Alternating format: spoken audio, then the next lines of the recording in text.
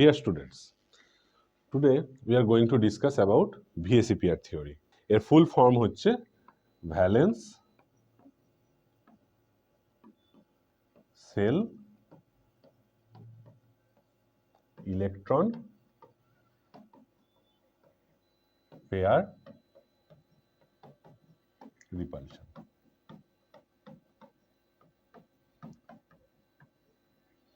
তো valence shell electron pair repulsion.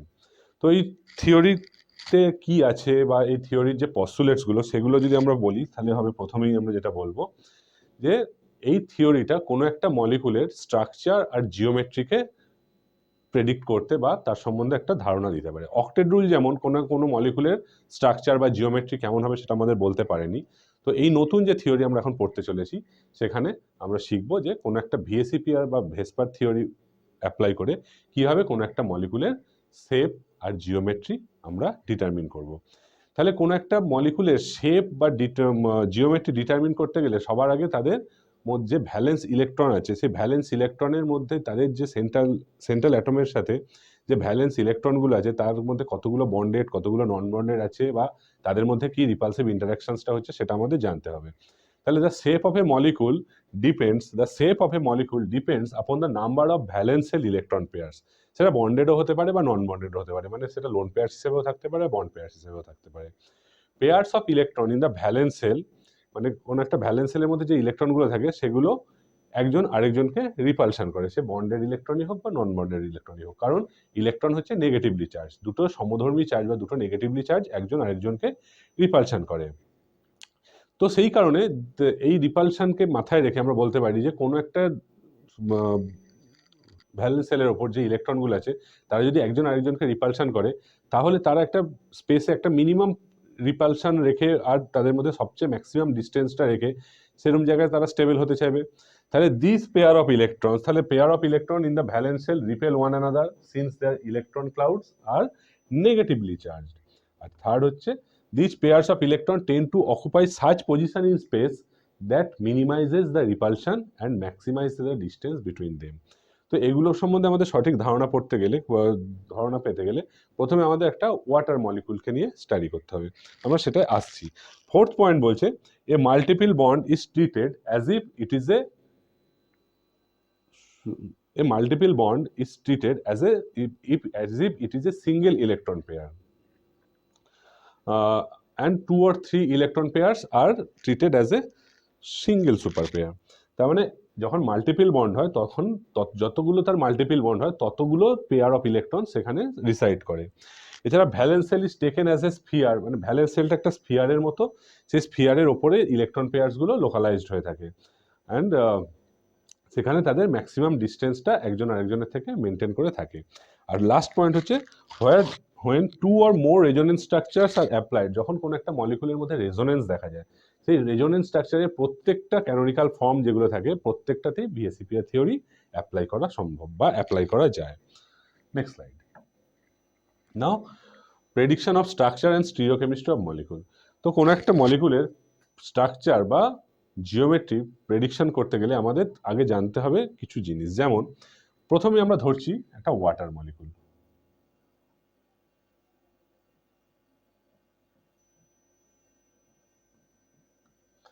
আমরা আগের দিন যখন সমযোজী বন্ধন পড়েছিলাম বা কোভ্যালেন্সি পড়েছিলাম সেখানে দেখেছিলাম ওয়াটার মলিকুলে অক্সিজেন তার ভ্যালেন্স ইলেকট্রনের সংখ্যা হচ্ছে 6টা, তার মধ্যে একটা এই একটা আর এছাড়াও এরকম থাকে।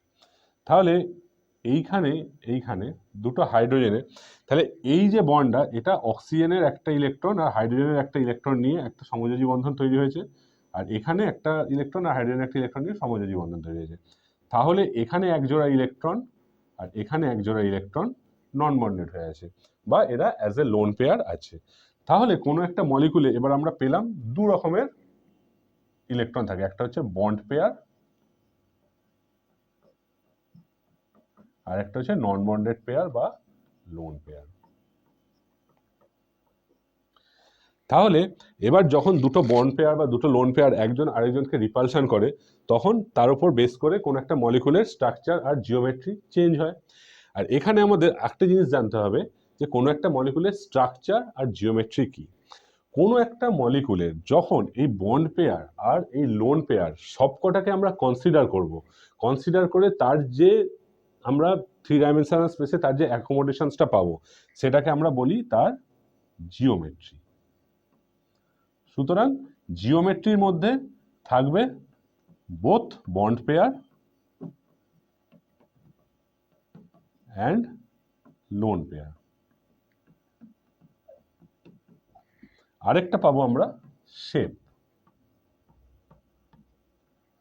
শেপ মানে হচ্ছে কোনো একটা মলিকুলের লোন পেয়ারগুলোকে যদি আমরা বাদ দিয়ে শুধু বন্ড পেয়ারের অ্যারেঞ্জমেন্টসগুলো দেখি তাহলে 3 ডাইমেনশনাল স্পেসে সেটা কি আকৃতি নেয় বন্ড পেয়ার লোন পেয়ারগুলোকে বাদ দিলে, সেই আকৃতিটাকে আমরা বলবো শেপ, যেখানে শুধুমাত্র আমরা কনসিডার করব বন্ড পেয়ারটাকে। তার মানে ভিএসিপিআর থিওরি দিয়ে আমরা কোনো একটা মলিকুলের জিওমেট্রিটাকে প্রেডিক্ট করতে পারি, যেখানে bond pair and lone pair both আমরা কনসিডার করি। এবার তার মধ্যে থেকে লোন পেয়ারটাকে বাদ দিলে শুধু বন্ড পেয়ারের যে অ্যারেঞ্জমেন্টসটা থাকে সেই অ্যারেঞ্জমেন্টসটা তার শেপকে বা তার আকৃতিটাকে বোঝাতে সাহায্য করে। এরপর আমরা যখন আরো বেশি ডিটেলসে আলোচনা করব নেক্সট স্লাইডসে, তখন এটা কনসেপশন তোমাদের ক্লিয়ার হবে।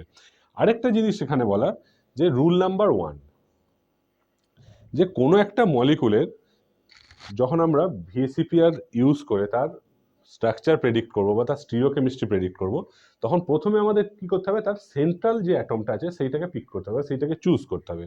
তো central atom of the molecule should be chosen at first, মানে কোনো একটা যৌগের মধ্যে কে সেন্ট্রাল অ্যাটম সেটাকে আমাদের ফার্স্টে চুজ করতে হবে। আর সেই সেন্ট্রাল অ্যাটমের সঙ্গে কতগুলো মোনোভ্যালেন্ট কম্পাউন্ড বা কতগুলো একযোজি সাবস্টিটুয়েন্ট তার মধ্যে যুক্ত আছে সেই সংখ্যাটা আমাদের দেখতে হবে। সুতরাং নাম্বার অফ আউটার ইলেকট্রনস কতগুলো আছে তার উপর বেস করে আমরা তার একটা স্টিরিওকেমিস্ট্রি বা জিওমেট্রিকে প্রেডিক্ট করতে পারি কিছু রুলসকে ইউজ করে। যেমন from this count the structure of the molecules আর প্রেডিক্টেড। দ্য স্ট্রাকচার মানে তার জিওমেট্রিটাকে আমরা প্রেডিক্ট করতে পারি।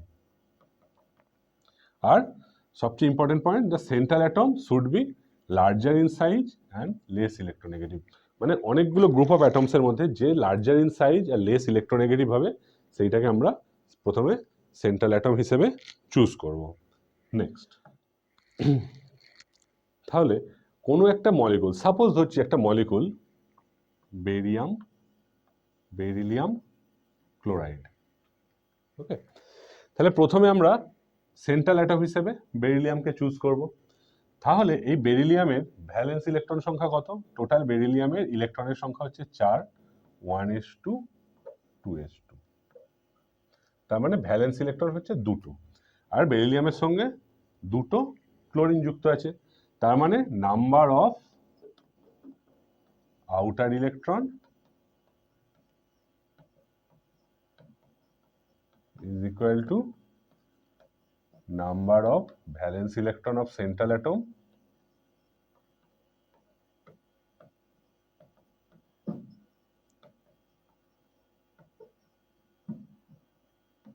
plus number of monovalent substituent attached। তার মানে এখানে সেই নাম্বারটা হচ্ছে 2 + 2 = 4। আর এক্ষেত্রে বেরিলিয়ামের শেপটা হবে লিনিয়ার শেপ।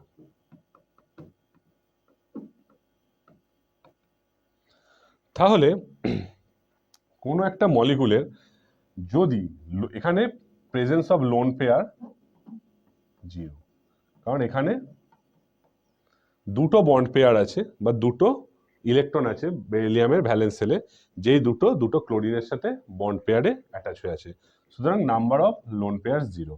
আরেকটা জিনিস মাথায় রাখার, যখন কোনো একটা মলিকুলে বা কোনো একটা যৌগে লোন পেয়ারের প্রেজেন্স নেই বা লোন পেয়ার যেখানে নেই সেখানে সেই মলিকুলের যে শেপ আর তার যে জিওমেট্রি এই দুটো সেম হবে। তার মানে your life will be simple if there is no lone pair. তার মানে যে সমস্ত যৌগে লোন পেয়ারের প্রেজেন্স নেই সে সমস্ত ক্ষেত্রে তার যে ভিএসিপিআর দিয়ে আমরা যে জিওমেট্রিটা প্রেডিক্ট করব সেইটাই হবে তার শেপ। তো ভিএসি পেয়ার দিয়ে যে জিওমেট্রি প্রেডিক্ট করবো তার কিছু উদাহরণ দেখো, যেমন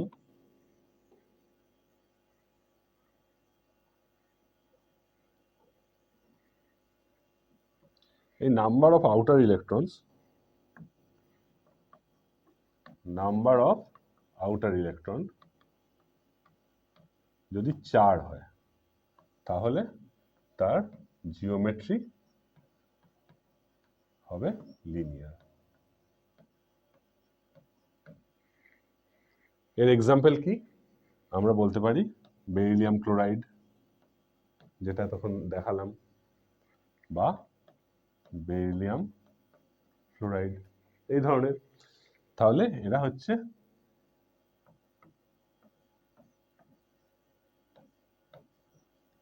এই টাইপ কম্পাউন্ড, বা এটা যদি আমরা সেন্ট্রাল অ্যাটম বলি এই টাইপ। এবার নাম্বার অফ আউটার ইলেকট্রন যদি 6 হয় সেক্ষেত্রে জিওমেট্রিটা হবে প্ল্যানার ট্রাইগোনাল বা ট্রাইগোনাল প্ল্যানার। যেমন ধরো BF3, যেমন BF3 মলিকুল। বোরন মলিকুলের সর্ববহিস্থ কক্ষের ইলেকট্রনের সংখ্যা 5, তাহলে 1s2 2s2 2p1, তাহলে ভ্যালেন্স ইলেকট্রন 3টে। তো এই 3টে ভ্যালেন্স ইলেকট্রন 3টে ফ্লুরিনের সাথে বন্ডেড হয়ে আছে, তাহলে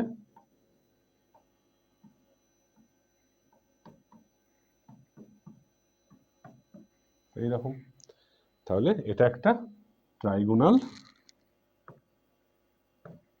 এটা একটা এই ট্রাইগোনাল প্লেন তৈরি করছে, ঠিক আছে, একটা প্লেনার অ্যারেঞ্জমেন্ট তৈরি করছে, যেখানে এই অ্যাঙ্গেলটা হচ্ছে 120 ডিগ্রি। খুব সুন্দর। এখানেও লোন পেয়ারের কোনো প্রেজেন্স নেই, কারণ এর 3টে ভ্যালেন্স ইলেকট্রন 3টে ফ্লুরিনের সাথে বন্ড করে আছে। তাহলে